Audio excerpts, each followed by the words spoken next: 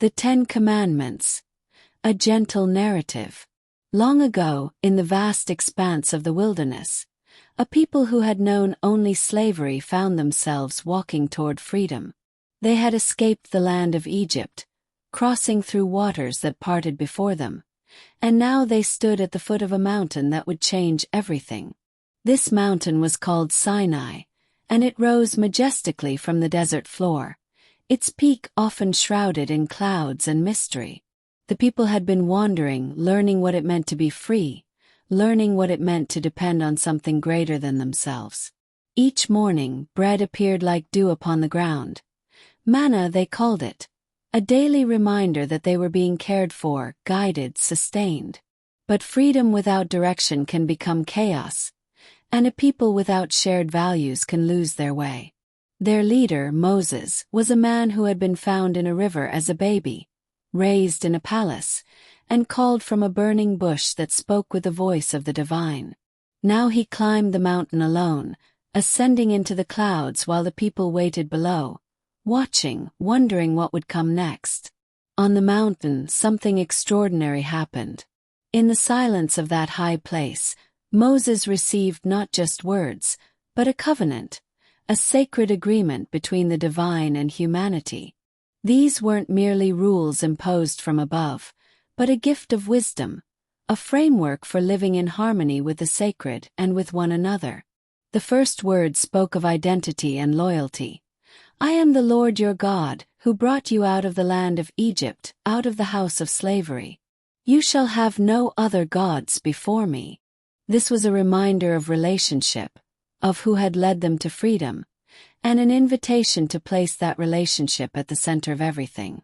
In a world filled with idols of wood and stone, of power and wealth, this was a call to recognize the one true source of life and love.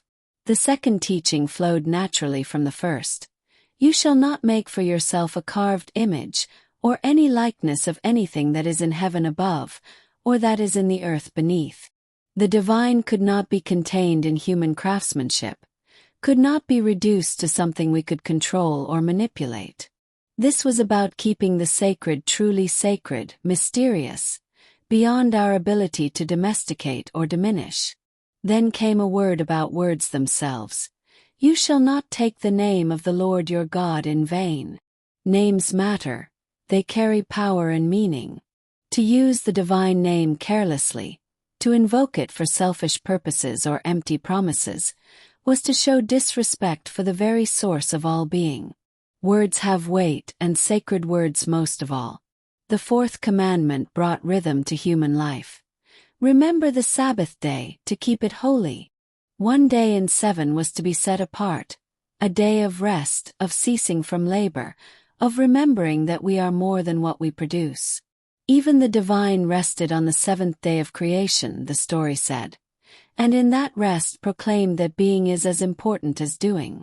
This was revolutionary, a weekly reminder that humans, animals, even the land itself, deserved respite and renewal. The teachings then turned to relationships between people, beginning with the most fundamental. Honor your father and your mother. Family bonds, respect for those who gave us life and raised us, care for the elderly and vulnerable. These were the foundation of a healthy society.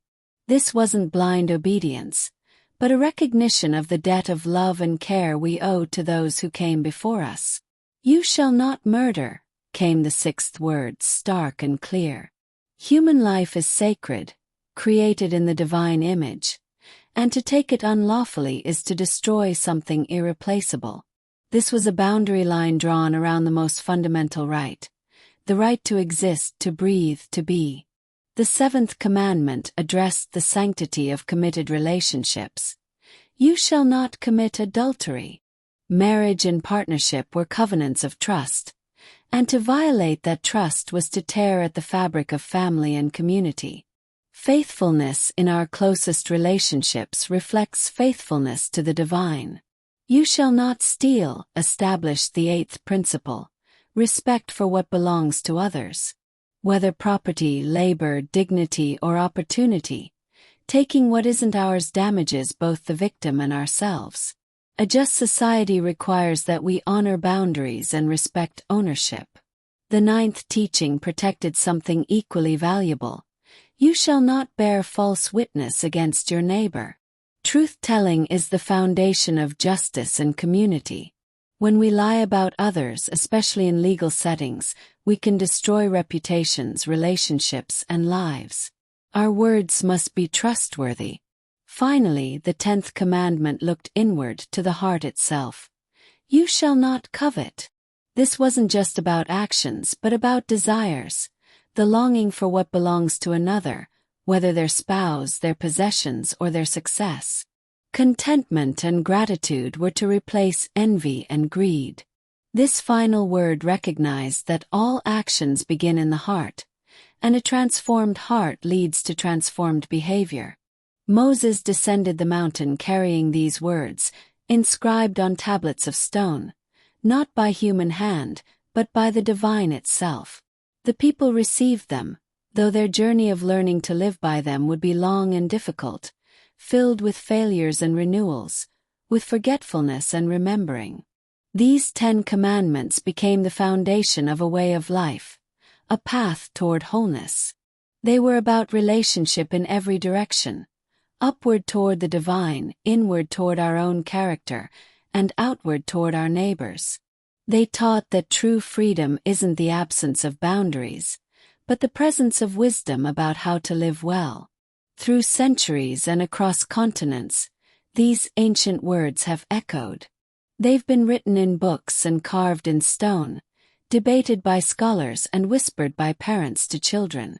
They remain even now as an invitation to consider what it means to live with reverence, integrity, and love, to recognize the sacred in every day, to honor the image of the divine in every person we meet, and to build communities of justice, faithfulness, and peace.